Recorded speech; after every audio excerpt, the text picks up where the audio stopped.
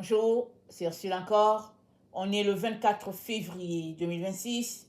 Je viens sonner la trompette aujourd'hui encore et je viens proclamer le retour de notre Seigneur Jésus-Christ. Amen. Soyons tous bénis, soyons remplis de la joie de notre Dieu. Alors, ayez le mal en horreur. Notre texte se trouve dans Romains 12, le verset 9 et 10. Que l'amour soit sans hypocrisie et le mal en horreur. Attachez-vous fortement au bien. Par amour fraternel, soyez pleins d'affection les uns pour les autres. Par honneur, usez de prévenance réciproque. Amen. Que l'amour soit sans hypocrisie. Et juste après, il dit, et le mal en horreur. Donc, l'hypocrisie mentionnée ici dans l'amour est un type de mal. L'amour doit être pur, vrai, authentique, pas entaché d'une contrefaçon. Alors, c'est quoi le mal? Le mal, c'est ce qui est contraire au bien. C'est ce qui est contraire à la vertu. Quelque chose de bien. Le mal est condamné dans presque toutes les sociétés. Souvent, on ne se rend pas compte, on ne réalise pas qu'on a posé une action qui fait mal. Mais si cette action nous est posée en retour, là, on se rend compte que, tiens, ce que j'avais fait à l'autre, ça fait mal. On pourrait arrêter ça là. Ou bien on peut aussi dire œil pour œil, dent pour dent, comme c'était le temps de la loi. Jésus-Christ est venu, il a aboli cette façon de faire là. Il a dit, si on te frappe sur une joue, donne l'autre joue aussi. Question de dire, ne retorque pas. Alors tu pourrais t'arrêter pour dire, ok, ça me fait mal. Mais il est en train de dire, pour mettre fin au mal, toi, subis. Par amour fraternel, subis. C'est ça que ça dit. Ça dit, par amour fraternel, soyez pleins d'affection les uns pour les autres, par honneur, usez de prévenance réciproque. C'est de pouvoir se placer à la place de l'autre et de réaliser que, tiens, ça peut faire mal, je ne devrais plus me comporter comme ça. Et c'est dit, attachez-vous fortement au bien. C'est qui le bien? Le bien, c'est notre Dieu. Notre Dieu n'est pas auteur du mal. Voilà pourquoi le Seigneur a dit, il n'y a pas de plus grand commandement que les deux. Aimer l'Éternel ton Dieu de tout ton cœur, de toute ton âme, de toute ta force et de toutes tes pensées, et aimer ton prochain comme toi-même. La façon que tu aimerais qu'on puisse t'aimer, c'est comme ça que tu devrais aimer l'autre. Et très souvent, ça ne marche pas trop. Le fait d'aimer l'autre comme soi-même, on n'aime pas ça. Alors qu'est-ce qu'on fait? On s'aime soi-même. Et quand vient le moment d'aimer l'autre, on s'esquive. Et on trouve toutes sortes de justifications expliquant pourquoi on ne veut pas aimer l'autre. Très souvent, on va parler de possibilités de ceci ou de cela, mais dans le fond, c'est parce qu'on ne veut pas. Voilà pourquoi le Seigneur dit, ayez le mal en horreur. C'est-à-dire, déteste le mal. Et du dégoût pour le mal. Et dans Amos 5, le verset 14, c'est dit, recherchez le bien et non le mal afin que vous puissiez vivre. Le mal est attaché à la mort, à la déchéance. Le bien est attaché à la vie, à l'éternité. Parce qu'un jour, le mal s'en ira. Quand, comment, on ne sait pas. C'est Dieu seul qui est auteur de toutes choses.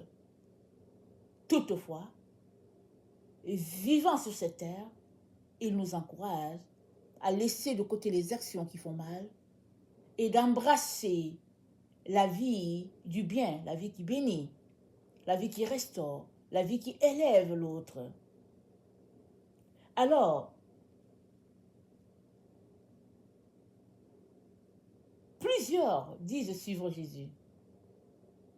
Ils se disent chrétiens, nés de nouveau, nés dans la famille de Dieu, et puis on pose des actions, on va à l'église, on fait ceci, on fait cela. Pour le Seigneur, c'est-à-dire qu'on est agité pour le Seigneur, et puis on le fait vraiment avec joie, et puis bon.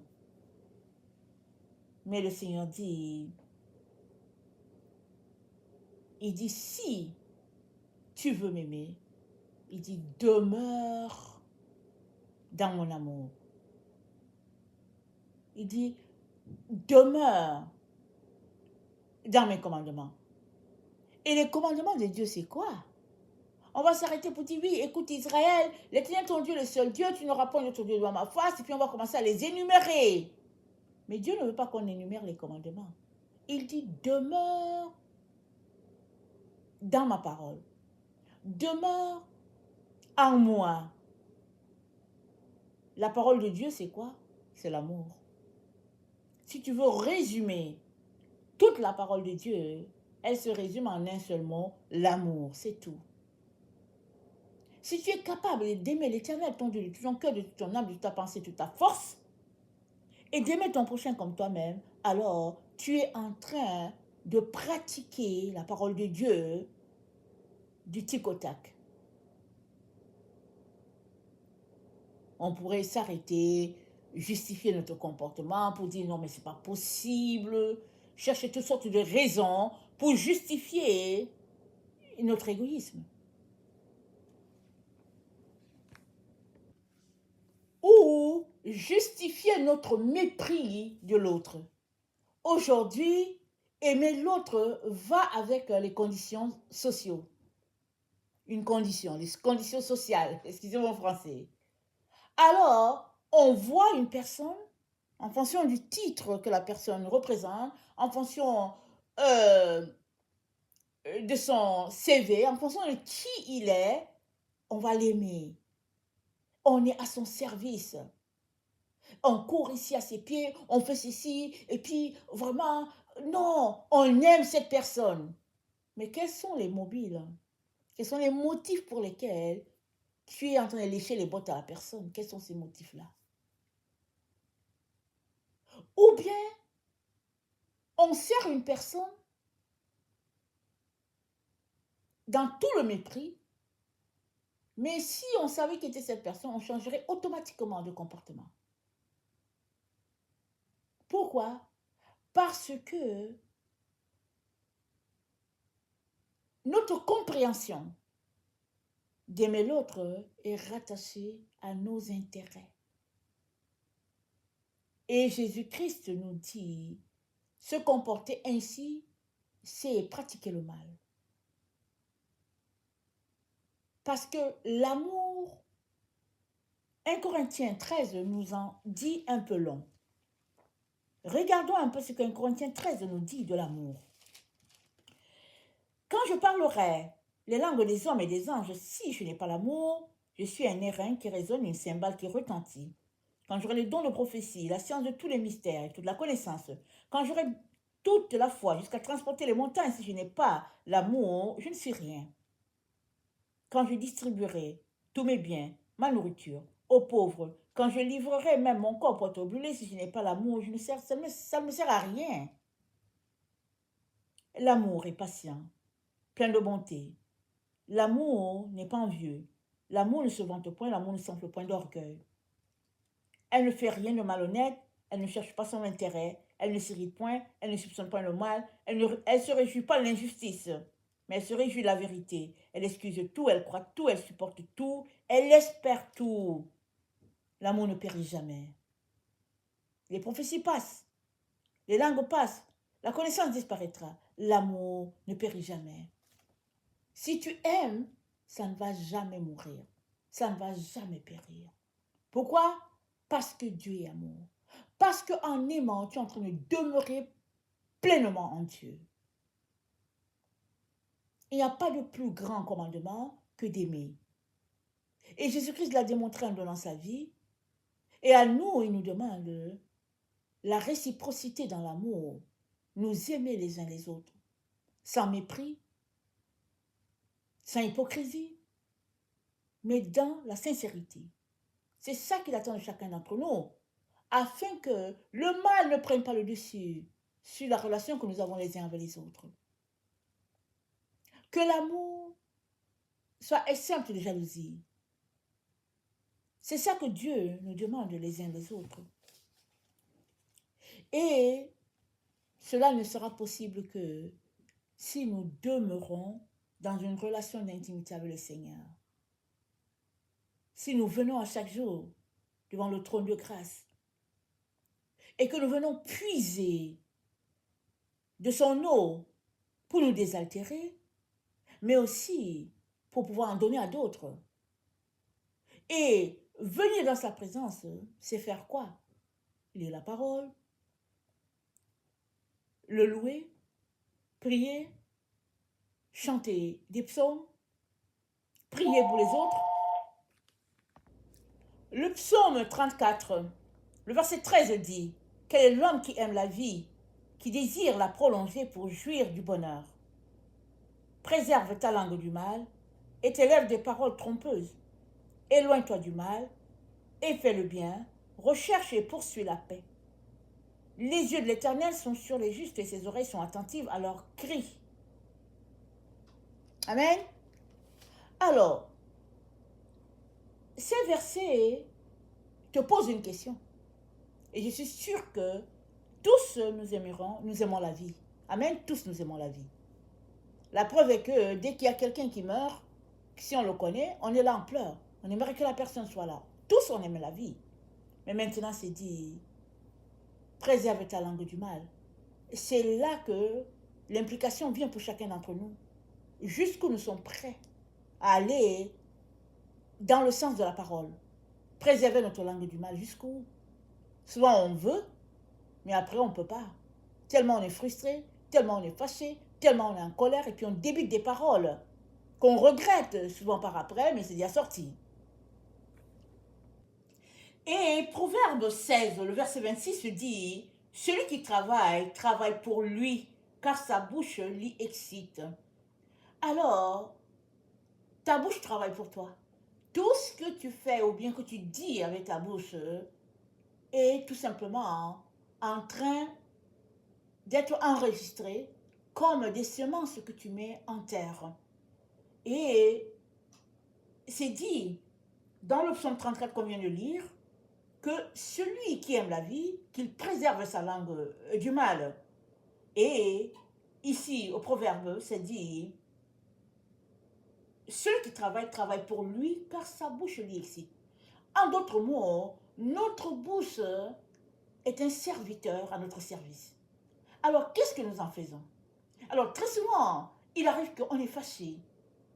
Alors, comment contrôlons-nous notre langue pour ne pas déborder, pour ne pas tout simplement détruire tout ce que nous avons bâti dans la journée, ou bien tout ce que nous avons bâti le long de notre vie? Voilà pourquoi Jacques dit, de la même source ne peut sortir l'eau salée et l'eau douce. C'est pas possible, la même source. C'est pas possible de ta bouche de faire sortir ce qui est bien et puis ce qui est mal. C'est pas possible de prendre ta bouche pour louer le Seigneur et puis prendre ta bouche pour faire encore des choses désagréables. Et il y a tellement de ces choses qu'on amène notre bouche à faire, alors que c'est de l'abomination. Il est donc très très important de comprendre que notre bouche est un serviteur. Et comme c'est un serviteur, la Bible dit: ayez le mal en horreur. C'est-à-dire, fais attention avec ta bouche. Parce que c'est un moyen utilisé pour te nuire ou bien pour te bâtir. Alors, le proverbe 18 va un peu plus loin. Au verset 20, c'est dit: c'est du fruit de sa bouche que l'homme rassasie son corps, c'est du produit de ses lèvres qu'il se rassasie. la mort et la vie sont au pouvoir de la langue. Quiconque l'aime en mangera les fruits. Amen. Ce que tu aimes, tu manges le fruit par ta bouche. Alors tu aimes le bien, alors ta bouche va tout simplement proclamer les bontés de l'Éternel. Tu aimes le mal, alors ta bouche aussi va dire tout simplement des paroles insensées. Et c'est dit que c'est du fruit de ta bouche que l'homme rassasie son corps. Alors quand la Bible dit que l'homme rassasie son corps, ce n'est pas juste sur le plan de la nourriture. C'est sur même le plan du bien-être physique. Parce que ta bouche est un instrument qui sert à construire ou bien qui sert à détruire. Alors, c'est dit, attendez, et c'est dit, ce que tu confesses de ta bouche finit par se réaliser. Marc 4 nous le confirme.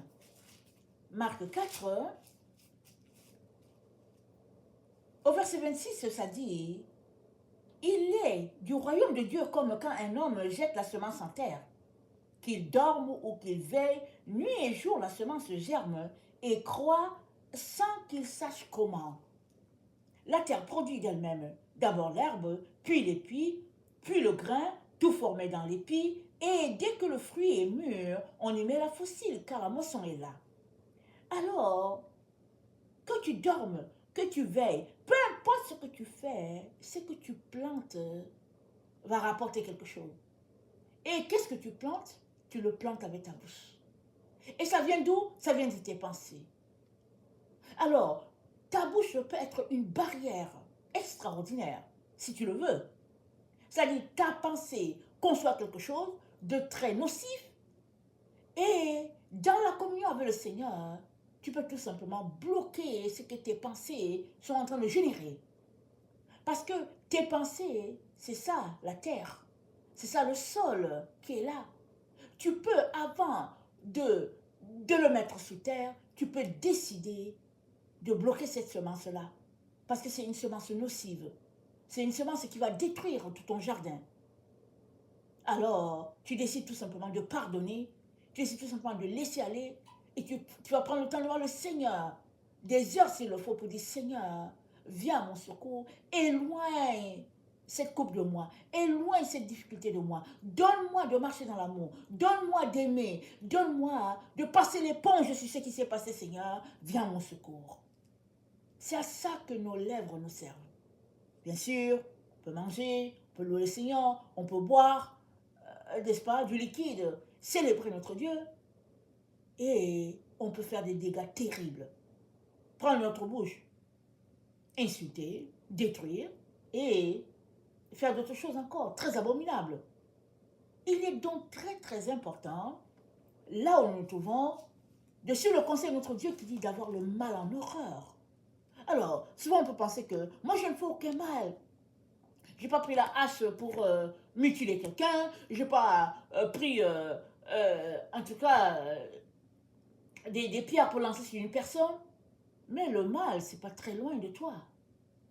C'est dans ta bouche. La Bible dit quoi? La parole est près de ta bouche, près de ton cœur. Allons-y, regardez dans Romains 10. Romains 10, Romains 10, attendez, on va regarder cela.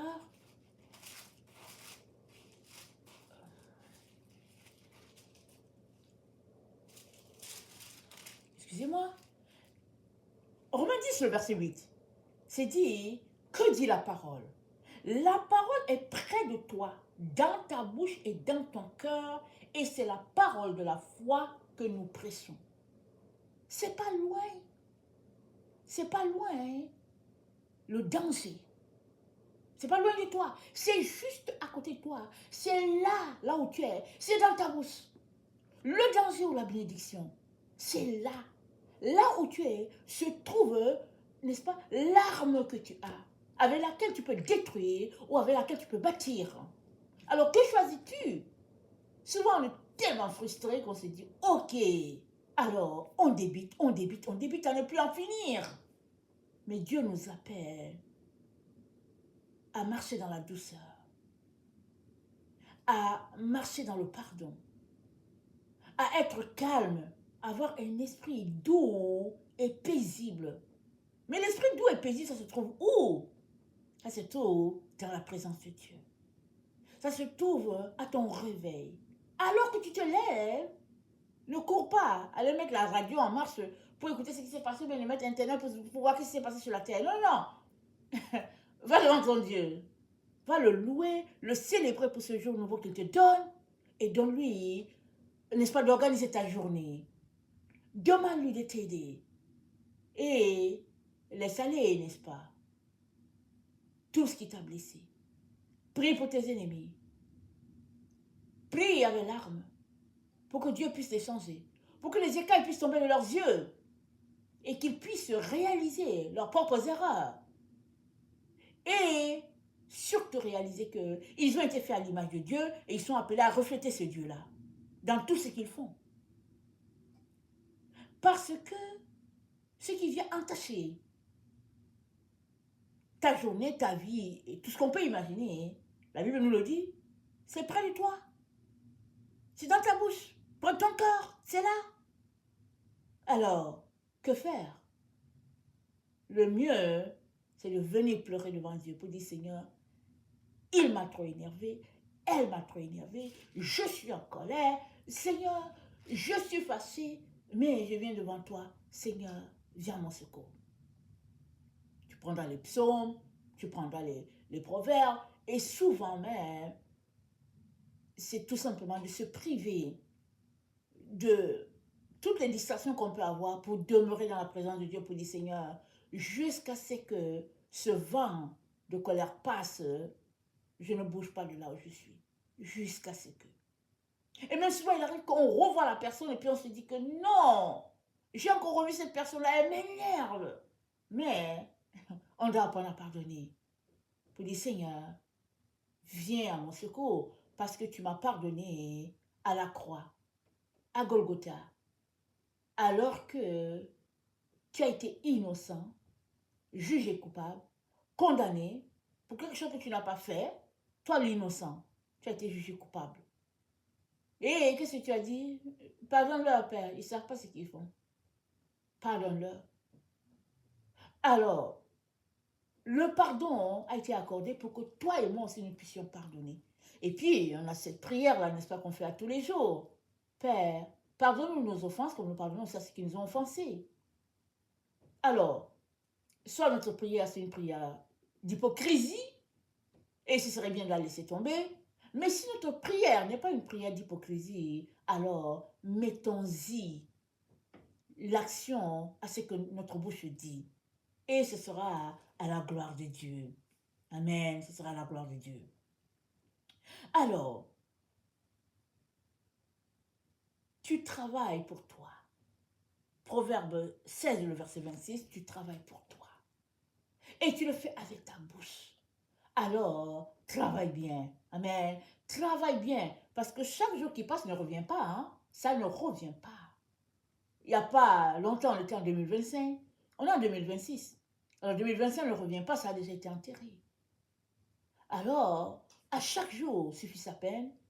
Et qu'aujourd'hui, le 25 février 2026, tu choisis de marcher, de vivre dans la peine d'aujourd'hui. Et que cette peine, quoi qu'elle soit, elle devienne joie. Amen. Qu'elle devienne joie pour toi et qu'elle devienne joie pour quiconque a été en contact avec toi. Parce que Dieu est en toi. Réconciliant le monde avec lui-même à travers toi. Il l'avait fait alors que Christ a marché sur la terre. Maintenant, Christ n'est pas là, mais tu es là. Amen. Tu es là. Tu es l'ambassadeur de Jésus sur la terre. Alors, quand les gens entrent en contact avec toi, sont-ils joyeux, contents, quinqués, ou bien sont-ils tout simplement déprimés du fait qu'ils t'ont croisé sur leur chemin? Il est donc très important que nous puissions, n'est-ce pas, détester le mal et nous y engager à détester le mal, travailler, n'est-ce pas, à notre salut avec crainte et tremblement, et c'est ça que Dieu veut. Amen. Et c'est dit, nous sommes plus dans notre texte de Romains 10, Le verset 11, quiconque croit en lui ne sera point confus. On ne peut pas être confus quand on a mis en Dieu notre confiance. Je viens donc nous encourager à laisser de côté toutes ces choses-là qui nous distraient et à nous tourner vers notre Dieu avec amour et sincérité. Amen. Si tu ne connais pas le Seigneur Jésus, il n'est pas trop tard. Il n'est jamais trop tard. Il est là, tout proche. Amen. Parce qu'il t'a aimé le premier. Il est mort, non pas pour les chrétiens, il est mort pour tout le monde. Alors, il te suffit d'ouvrir la bouche, de l'inviter dans ta vie, en lui disant, Seigneur Jésus, j'aimerais que tu sois mon Seigneur et mon Maître. Je demande pardon d'avoir marché dans certaines considérations, d'avoir pratiqué la religion, d'avoir mis mes efforts ailleurs. Aujourd'hui, je viens vers toi, sachant que tu es la solution à tout. Merci de me pardonner. Merci d'écrire mon nom dans ton livre de vie. Merci aussi pour le Saint-Esprit qui est là pour m'enseigner, pour me conduire dans toute la vérité. Tu fais une telle prière, tu es devenu enfant de Dieu. Amen. Et prends ta Bible. Prends du temps avec le Seigneur. Loue-le, célèbre-le. Et surtout, coupe partout où l'ennemi veut te conduire sur la voie du mal. Coupe tout simplement. Coupe. Et cela pourrait aller jusqu'à souvent couper avec les personnes qui sont très proches, des amis, les membres de la famille. Ça peut aller jusque-là.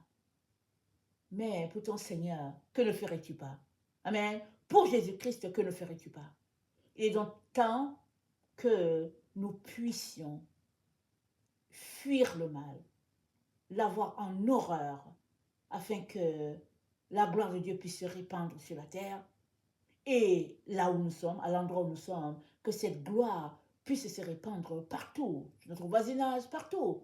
Pourquoi? Parce qu'on a décidé de marcher loin du mal et qu'on a décidé d'élever le bien. Et le bien, c'est notre Dieu, notre Seigneur Jésus-Christ. Amen. Que le Seigneur bénisse sa parole et que sa joie soit notre force en ce jour. Amen et alléluia. Amen.